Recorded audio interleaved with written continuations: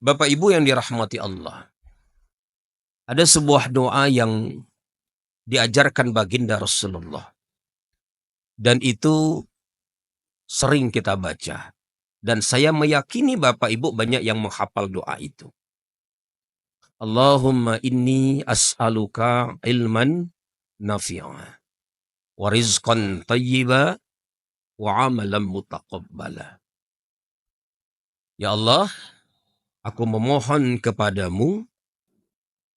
Yang pertama Bapak Ibu, kita menginginkan ilmu yang mendatangkan manfaat. Karena belum tentu orang yang berpengetahuan, orang berilmu itu Bapak Ibu memberikan manfaat. Karena pengetahuan itu di dalam Islam ada dua.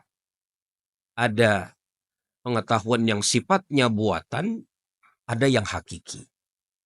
Yang buatan itu adalah yang sebatas sekadar mengetahui.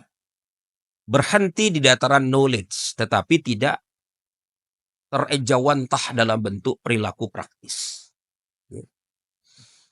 Nah, yang kedua Bapak Ibu, kita menginginkan rezeki yang baik, ya. Syukur-syukur yang berlimpah. Bapak Ibu pilih mana? Jadi orang miskin yang pandai sabar dan orang kaya yang dermawan. Yang mana, Pak? Saya yakin jawabannya orang kaya yang dermawan. Kalau miskin sabar itu sudah pada tempatnya, kira-kira begitu. Betul ya Pak Bu? Nggih? Nah, cuma Bapak Ibu kali ini saya ingin membahas di penggalan ketiga dari doa itu. Wa amalan mutaqabbala. Kenapa demikian? Karena belum tentu amal yang kita lakukan ini diterima Allah Subhanahu wa Ta'ala. Walaupun tentu saja kita berharap Allah menerima amal kita. Kata para ulama, Bapak Ibu, kita ini membutuhkan dua sayap untuk terbang kembali kepada Allah Subhanahu wa Ta'ala. Sayap pertama itu bernama khauf, rasa takut, nggih. Tapi di sisi lain kita butuh sayap kedua, yaitu raja, harapan, dambaan agar Allah itu menerima amal-amal soleh kita. Nah, maka Bapak Ibu, hal ini mengingatkan saya dengan satu kisah yang terjadi dialog antara baginda Rasulullah dengan sahabat beliau yang bernama Mu'az bin Jabal.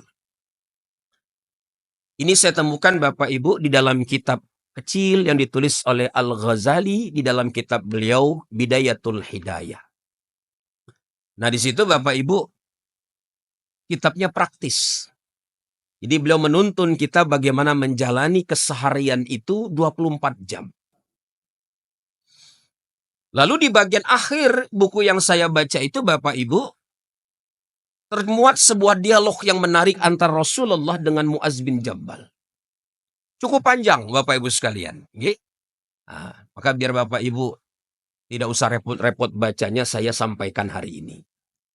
Karena kita itu punya penyakit kalau baca buku kelamaan bawaannya ngantuk. Ya. Termasuk pengajian subuh itu ustadznya agak berat. Kenapa? Jamaahnya semalaman itu iktikaf. Betul Bapak Ibu? Kelihatan nih wajah-wajahnya banyak iktikaf ini. Insya Allah wajah penghuni surga Bapak Ibu. Nah, tapi insya Allah dengan Bapak Ibu menyimak kajian-kajian tiap paginya itu, mata Bapak Ibu, telinga Bapak Ibu, seluruh organ Bapak Ibu itu menjadi bukti yang dibawa untuk masuk surganya Allah Subhanahu wa Ta'ala. Ya. Nah, Nabi berpesan kepada Mu'az bin Jabal, "Ya Mu'az, aku berikan padamu sebuah nasihat. Pegang baik-baik nasihat ini. Jangan engkau lepaskan. Sesungguhnya sebelum Allah menciptakan langit dan bumi ini, Allah menciptakan 7 malaikat yang masing-masing menjaga 7 lapis langit. Dan setiap amal anak Adam itu sebelum sampai kepada Allah akan dinilai oleh masing-masing malaikat tersebut." Jadi sederhananya Bapak Ibu ketika jenengan beramal dari pagi sampai sore, maka Bapak Ibu itu dicatat oleh malaikat yang menjaga kita, diantarkan kepada Allah Subhanahu wa Ta'ala. Namun ternyata Bapak Ibu tidak hanya dalam konteks kehidupan sehari-hari. Kita butuh yang namanya fit and proper.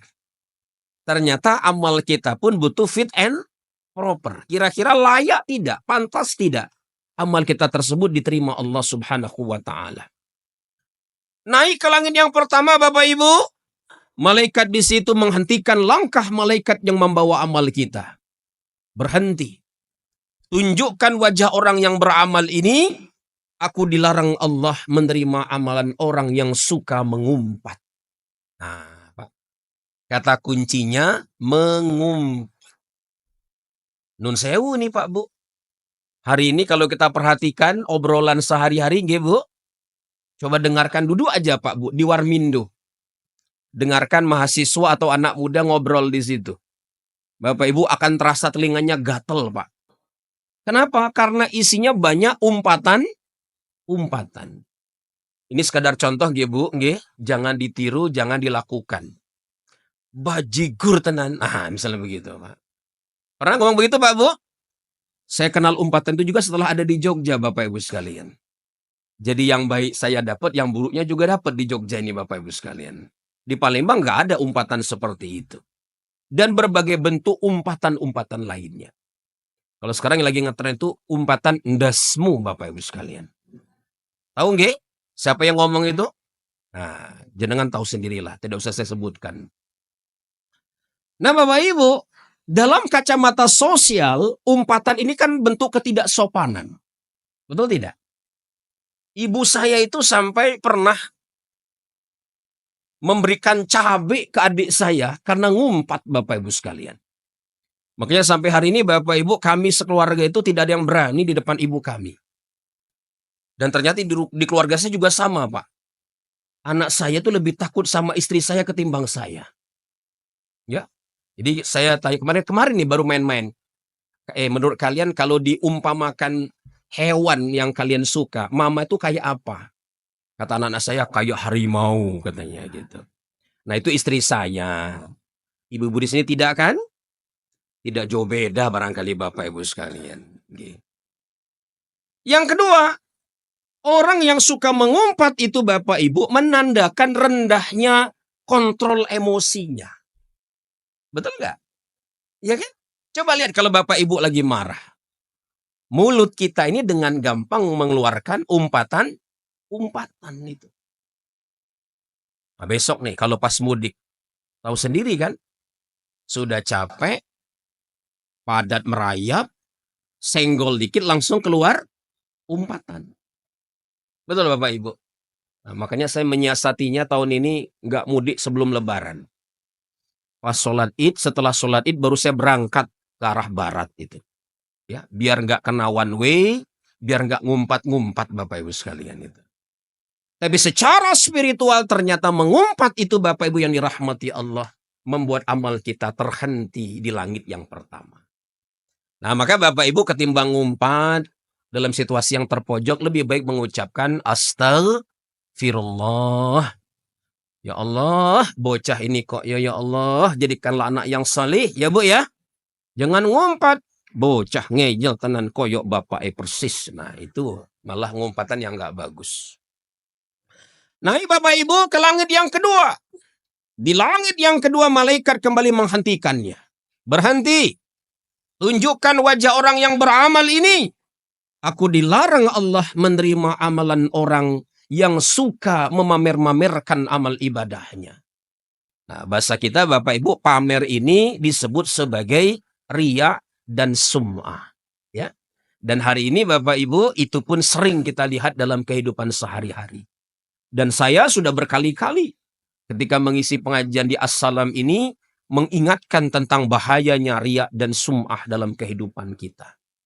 Dia layaknya debu yang menempel pada batu yang licin, tiba-tiba ada hujan deras datang, tidak berbekas sedikit pun. Dan yang namanya apa tadi Bapak Ibu, riya dan sum'ah itu membuat amal kita tidak jadi syiar, tapi justru menjadi fitnah. Ada cerita Bapak Ibu di dalam Masnawi yang ditulis oleh Rumi. Konon Bapak Ibu ada seorang muazzin yang suaranya jelek Bapak Ibu. Nah, kalau di sini bagus ya muazinnya nggih. Nah, ini muazinnya jelek, Pak. Suaranya cempreng. Pernah nggak Bapak Ibu dengar itu? Kira-kira kalau muazin suaranya jelek itu nyaman nggak di telinga Bapak Ibu sekalian? Enggak kan? Tapi orang ini Bapak Ibu selalu ngambil kesempatan jadi muazin. Sudah dibilang orang jangan dah kamu azan. Orang nggak demen dengan suara kamu. Tapi Bapak Ibu selalu cari kesempatan duluan untuk azan itu Bapak Ibu. Nah, sampai suatu hari Bapak Ibu ada tamu istimewa seorang pendeta Majusi. Tokoh agama yang memuja api, ya. Nah, beliau datang Bapak Ibu sambil membawa baju, membawa panganan yang banyak sekali. Kemudian dia bertanya, Bapak Ibu mohon maaf, mana muazin yang tadi mengumandangkan azan? Nah, kebetulan orangnya nggak ada Bapak Ibu. Nah, jamaah heran. Kok ini ada pendeta Majusi cari muazin yang suaranya jelek itu? Memangnya ada apa Bapak datang mencari muazin itu? Begini, saya itu punya anak perempuan satu-satunya. Saya sayang betul kepada anak saya itu. Tapi suatu hari dia datang kepada saya, ayah, izinkan saya untuk memeluk agama Islam. Betapa galaunya saya, betapa gelisahnya saya dengan permintaan anak saya itu. Sampai tadi pagi, tiba-tiba dia lari tergopoh-gopoh dengan wajah yang sangat ketakutan dan bertanya kepadaku, ayah, suara apa? Suara yang menyeramkan ini dari mana asalnya? Bapak Ibu, petani menjawab, nah itu suara azan yang dikumandangkan dari masjid. Dikumandangkan 5 kali sehari semalam untuk memanggil orang muslim datang ke masjid menunaikan sholat. Anakku menjawab, ya kalau begitu aku tidak jadi memeluk Islam. Karena aku takut dengan suara yang menyeramkan seperti itu. Nah, Bapak Ibu, ini kan sindiran dari Rumi untuk kita. Seringkali ibadah kita itu begitu dikotori dengan riya dan sum'ah Bapak Ibu sekalian. Yang terjadi bukan syiar, ya. Justru membuat orang itu jauh dari Islam itu sendiri. Makanya ada ungkapan Islam itu rusak bukan karena agamanya. Islam itu rusak karena perilaku umatnya. Ya kan Bapak Ibu sekalian? Nah, lihat yang korupsi orang mana ini? Muslim atau non-muslim kebanyakan? Muslim, Bapak Ibu sekalian, ya. Tapi ternyata Islam itu tidak menuntun kita di dalam kebenaran. Nah, itu yang kedua Bapak Ibu sekalian. Naik lagi Bapak Ibu ke langit yang ketiga. Di sana malaikat kembali menghentikannya dan mengatakan, berhenti. Aku dilarang Allah menerima amalan orang yang ujub, yang bangga dengan amal-amal yang dia kerjakan. Ah, ini Pak Bu, ya. Alhamdulillah nih Bapak Ibu, Assalam ini termasuk jamaahnya penuh. Konstan, ya kan Pak Bu? Iya. Cuman wajahnya itu aja kayaknya. Yeah. Wajahnya pun sepuh-sepuh kayaknya ini ya. Dan ini memang sewajarnya Bapak Ibu ya. Ya. Kenapa? Karena Bapak Ibu sudah berada di waktu asar menjelang maghrib. Betul Bu? Enggak. Kalau tidak segera ke masjid itu dikhawatirkan su'ul khatimah itu Bapak Ibu. Tapi Bapak Ibu jangan sampai karena Bapak Ibu sudah rajin sholat, rajin pengajian, rajin baca Quran, tumbuh penyakit ujub.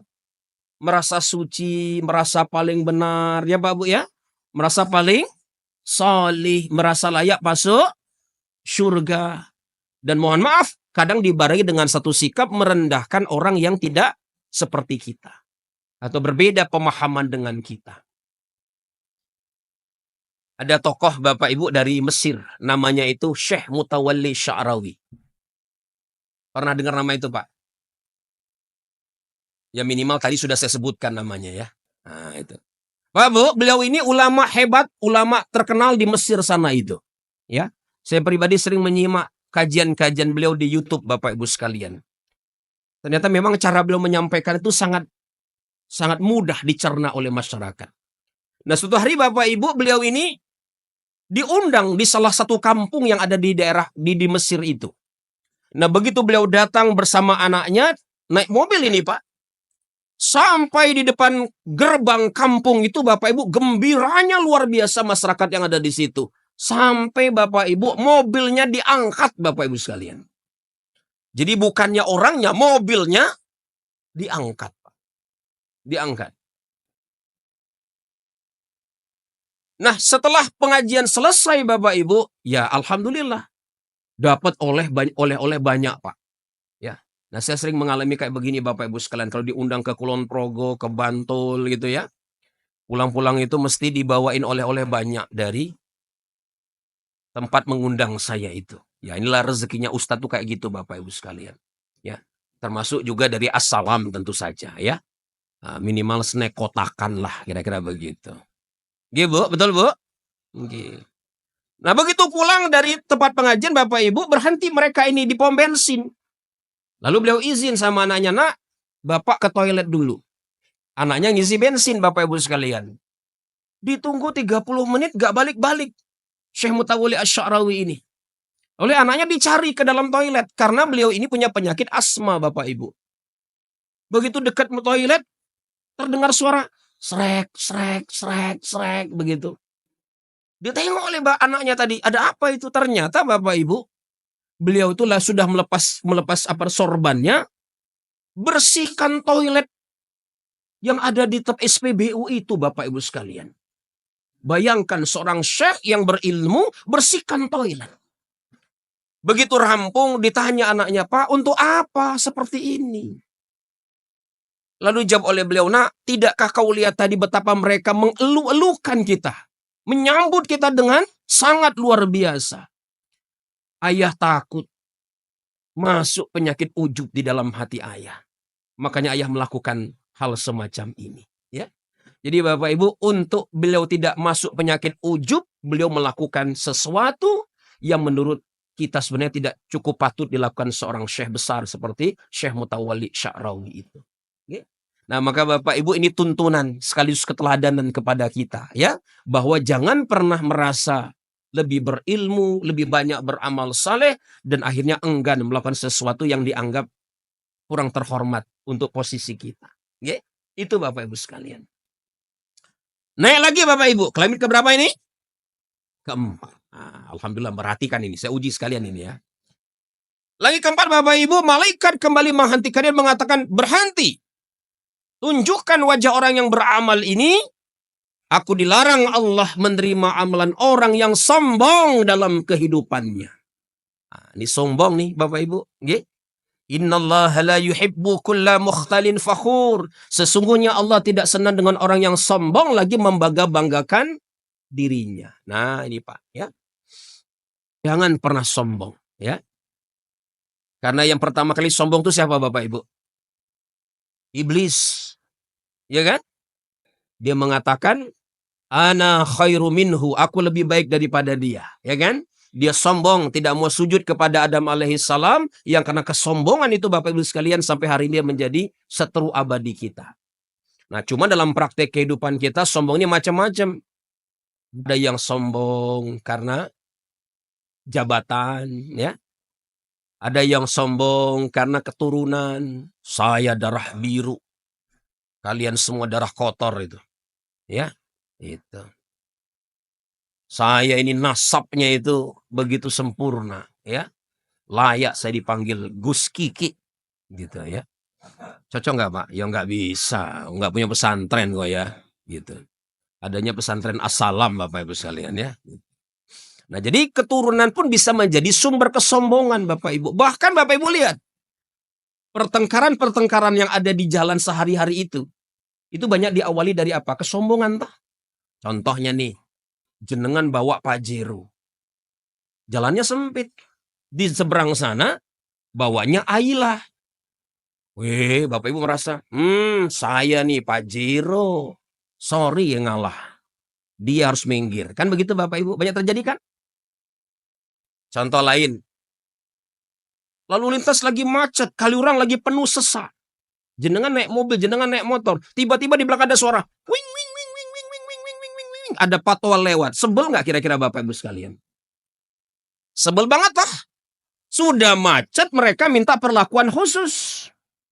Begitu lewat ternyata cuma bus pariwisata. Sebel nggak Bapak Ibu sekalian? Saya paling sebel kayak begitu Bapak Ibu sekalian. Ini orang nggak bisa ngeliat konteksnya. Bukan acara kenegaraan, nggak penting-penting amat, cuma jalan-jalan minta patwal. Makanya disindir, ya kan? Sama lagu bayar, bayar, bayar. Iya toh? Ya itu karena tidak bisa memilah mana kepentingan negara, mana kepentingan pribadi. Yang gini nggak boleh lagi dong kayak begini ini. Ya, selalu pengen diperlakukan istimewa. Ini penyakit kita Bapak Ibu. Ya Pak ya. Maaf nih Bapak Ibu sekalian, karena di depan saya ini banyak mantan-mantan pejabat kayaknya ini. Tapi ingat, jenengan mantan loh. Nggak lagi jabat, ya Pak ya. Jangan bawa-bawa itu. Saya sering mengatakan di pengajian itu, oh jenengan rektor boleh, silakan. Jenengan direktur boleh.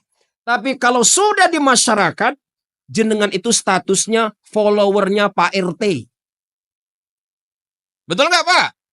Enggak, manut sama Pak RT. Jangan bawa-bawa gelar rektor sama direktur. Di sini kita warga biasa. Nah cuma kita kadang-kadang nggak begitu Pak. Kepengen dihormati di kantor, kepengen dihormati di masyarakat. Itu loh penyakit kita itu. Nggak pandai menempatkan diri. Dan itu bibitnya dari mana? Sombong. Pak Bu. Clear nggih Bapak Ibu? Pun manggut-manggut ini loh. Ya. Berarti diamalkan nggih. Ah itu. Ingat loh ya. Siapa imamnya? Pak RT. Nah, Pak RW. Digaji pemerintah 300.000 per tahun itu. Ya. Ah gitu. Mana Pak RT? Mana Pak RT? Ada Pak RT? Enggak ada. Pak RW ada nggak? Ya, pokoknya manut sama mereka pokoknya Bapak Ibu sekalian, gitu. Bapak Ibu naik lagi ke langit yang kelima ini ya. Di situ Bapak Ibu malaikat menghentikan kembali, berhenti. Aku dilarang Allah menerima amalan orang yang dengki, yang iri hati kepada saudara-saudaranya. Ya. Nah, ini Pak Bu, iri hati dengki ini sudah banyak sering saya sampaikan juga, ya. Bapak Ibu, pertanyaannya kenapa iri dengki itu menjadi penghalang diterimanya amal kita? Karena orang yang dengki itu Bapak Ibu rusak akidahnya. Dia mau hidup itu sebagaimana selera dia. Iya kan? Bukan sebagaimana ketetapan Allah Subhanahu wa ta'ala. Kok dia yang kaya ya bukan saya. Kok dia yang sukses ya bukan saya. Kan begitu Bapak Ibu sekalian. Nah cara berpikir semacam ini Bapak Ibu yang merusak akidah kita. Nah ibarat kanker Pak Bu. Dengki ini benar-benar merusak. Stadium 1, Bapak Ibu enggak suka dulu. Julid sama tetangganya. Di grup WA, perumahan buat status, mengirimkan pesan. Selamat Jeng Astuti, punya motor baru. Dengar-dengar kredit ya. Nah, kreditnya ditebelin lagi kata-katanya itu. Di garis bawahi gitu loh. Ini muji tapi nggak ikhlas Bapak Ibu. Ada yang namanya Jeng Astuti di sini Bapak Ibu. Nah. Nun sewu nggih kalau kebetulan Bu. Ya, saya cuma contoh saja loh, saya nggak kenal loh sama Jeng Astuti itu lah. Gitu. Ibu Bapak naik lift kemudian stadium 2 apalagi? Kita terlibat dalam kompetisi yang tidak sehat. Dia beli NMAX, saya saingi, saya beli Honda PCX. Dia beli Innova, beli apa? Avanza, saya beli Innova Zenix Hybrid. Ya. Dia nikah lagi. Nah, ini nggak berani kayaknya, Pak ya. Nah, karena nggak berani nih bapak-bapak di sini kayaknya ya. Nah, Bapak Ibu, ini namanya adalah bentuk persaingan yang tidak sehat. Capek Bapak Ibu. Stadium 3 Bapak Ibu apalagi? Stadium 3 itu kita menggunakan cara-cara yang tak terpuji supaya nikmat orang tersebut hilang. Apa contohnya?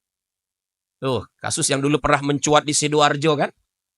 Tetangganya tiap pagi disirami air tinja itu Bapak Ibu sekalian. Ada kan?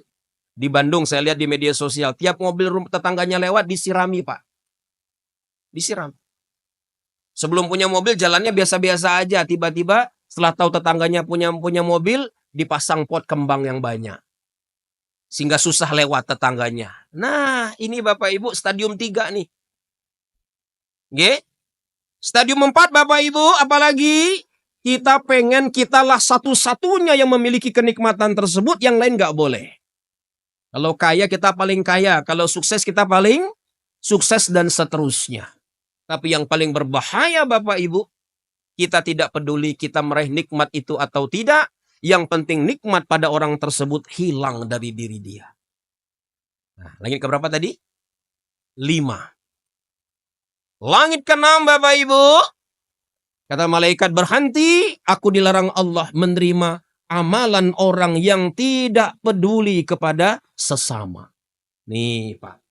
Kadang-kadang kita itu Bapak Ibu sekalian dirahmati Allah, sering mengatakan, sudahlah urusanmu, urusanmu. Urusanku, urusanku. Iya, ada yang boleh begitu Bapak Ibu.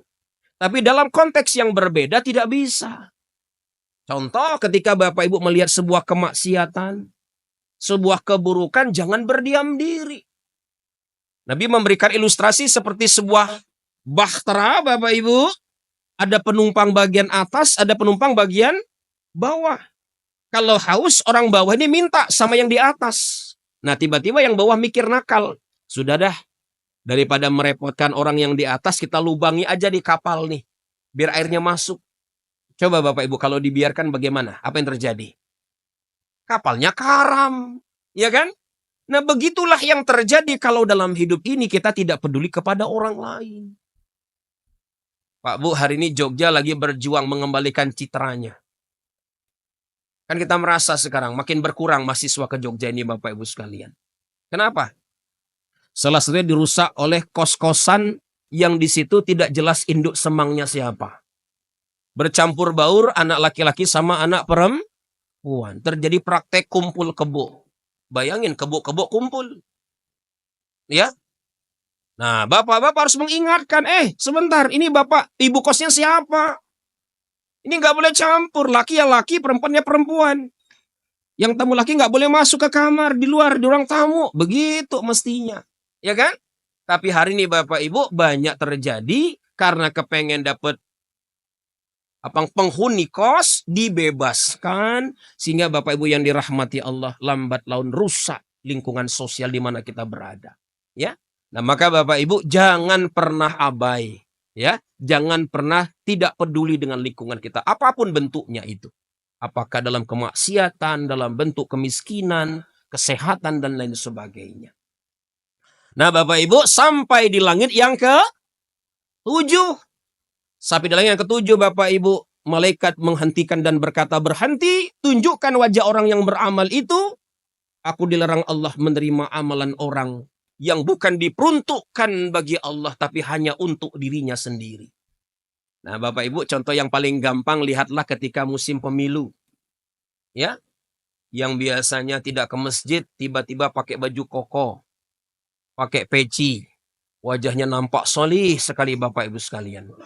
Yang semula mengumbar aurat tiba-tiba pakai jilbab. Ibu-ibu kalah solihah dari dia itu, Bu. Ya. Tapi selalu ada udang di balik bakwan, ya. Pak Takmir, ini karpetnya hijaunya sudah mulai pudar nih ya. Saya ganti, saya bantu nggih. Pak, praktek saya berikan karpet yang baru. Ibu-ibu pengajian kayaknya belum ada seragam nih, saya sumbang nggih. Warna pink Bu, tenang aja katanya begitu. Jalannya kayaknya jalan menuju Assalam ini mulai seperti Jeglongan Sewu kayaknya. Saya sumbang aspal yang baru. Begitu pencoblosan jenengan coblos yang lain. Dia datang bencak-bencak, kemudian minta, tolong dong, karpetnya gulung lagi. Seragamnya balikin dong Bu, ya. Aspalnya keruk lagi. Saya punya teman di rumah sakit Gracia Bapak Ibu, namanya Dr. Romi. Dia cerita, kalau habis pemilu, rumah sakit Gracia itu panen pasien Bapak Ibu. Ya, kebanyakan depresi. Ya, setengah error Bapak Ibu. Kenapa? Karena duitnya sudah banyak keluar, ya, tidak jadi atau gagal, ya. Termasuk juga kita, Pak. Kalau kita beramal kemudian kecewa dengan Allah, ngambek gara-gara doa dan harapan kita tidak terwujud, ya sama saja dengan mereka itu, ya. Bapak Ibu tahu? Kira-kira dari uraian saya ini, pertanyaan saya sederhana. Bapak Ibu sekarang yakin nggak, pede nggak amalnya diterima Allah kira-kira? Yakin? Ya, kalau lewat 7 penyaringan tadi selamat saya ucapkan Pak. Saya pribadi begitu baca cerita itu Bapak Ibu sekalian langsung mengkeret saya. Karena ternyata rasanya banyak sekali amal saya yang bakal tertahan tidak sampai kepada Allah. Karena di antara 7 perilaku tersebut Bapak Ibu, masih banyak yang hinggap melekat pada pribadi saya. Termasuk Bapak Ibu Muaz bin Jabal pun nangis. Beliau mengatakan, ya Rasul, sepertinya tidak ada satu amalku pun yang diterima Allah. Tapi Bapak Ibu, Nabi mendekati beliau memegang pundaknya sembari mengatakan, ya Muaz, beramallah semampu dan ikuti aku. Ya, jadi tugas kita Bapak Ibu menyempurnakan amal kita, sembari kalaupun tak sempurna, insya Allah syafaat baginda Rasulullah membantu menyempurnakan amal kita. Betul Bapak Ibu? Nah makanya Bapak Ibu ini rahmati Allah, jangan kikir, jangan pelit. Lisan ini melakukan sebuah amal yang sederhana, yaitu membaca sholawat kepada baginda Rasulullah. Nah itu Bapak Ibu yang bisa saya sampaikan, agak lebih lama ya, supaya tayangan YouTube-nya juga lebih lama durasinya ya. Nah, dan Bapak Ibu ini rahmati Allah, mudah-mudahan yang penting kita bisa ngamalin ya Pak ya. Kesimpulannya Bapak Ibu sekalian dari ceramah saya tadi itu. Kesimpulannya, iman, amal saja tidak cukup. Harus dibarengi akhlak yang mulia. Betul Bapak Ibu? Kalau tidak membuahkan akhlak yang mulia, berarti ada yang tidak utuh di dalam keberagamaan kita. Ya. Nah begitu Bapak Ibu yang dirahmati Allah, insya Allah kita ketemu lagi dalam tayangan yang berbeda. Tapi tempat tetap di dalam channelnya Assalam gitu. Jangan lupa tonton di channel Assalam dan subscribe bagi Bapak Ibu sekalian. Like, share, and comment ya. Nah, sudah saya bantu Pak. Nah, Bapak yang mengelola channelnya sudah saya sebarluaskan ya. Begitu. Mari Bapak Ibu kita tutup majelis ini dan membaca doa kifaratul majelis. Subhanakallahumma wa bihamdika asyhadu an la ilaha illa anta astaghfiruka wa atubu ilaik. Sekian dari saya. Wassalamualaikum warahmatullahi wabarakatuh.